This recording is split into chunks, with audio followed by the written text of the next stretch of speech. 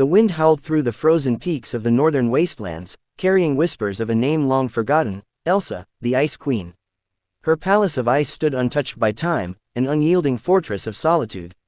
Within its walls, no warmth had ever entered, no laughter had ever echoed. The queen had sealed herself away from the world, convinced that love was a cruel illusion, a fleeting warmth that only led to unbearable pain.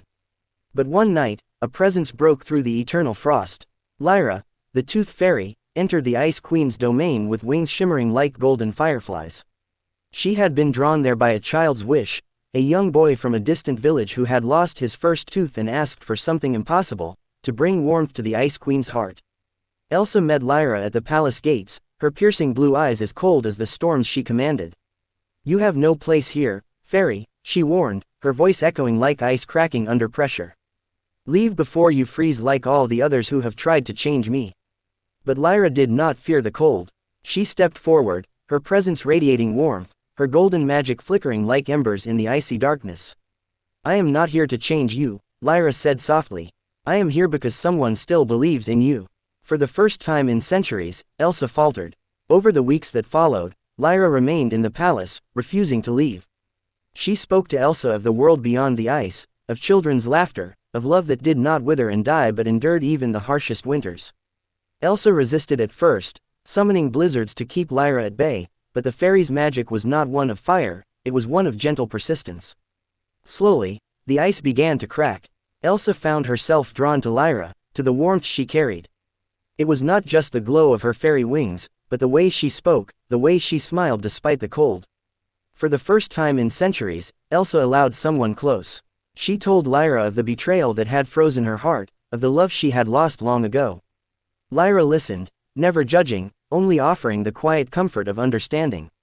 Then, something happened that neither of them expected. Lyra became pregnant. The realization sent a tremor through Elsa's soul. Love had always been something she feared, an unstoppable force that could shatter her all over again. She had convinced herself that she was incapable of love, that she was destined to remain alone, unchanging as the ice. But when Lyra placed her hands over her growing belly and whispered, "This child is ours," something within Elsa melted. The Ice Queen, for the first time in centuries, wept. As the months passed, the palace of ice transformed. No longer was it a cold, lifeless prison, it became something else, something warmer, something alive. The once frozen halls shimmered with soft golden light, enchanted by Lyra's presence. The land beyond the palace, which had once been covered in endless winter, saw the first signs of spring. And on the night of the first thaw, their child was born. The infant had hair as white as snow, but eyes that held both fire and frost.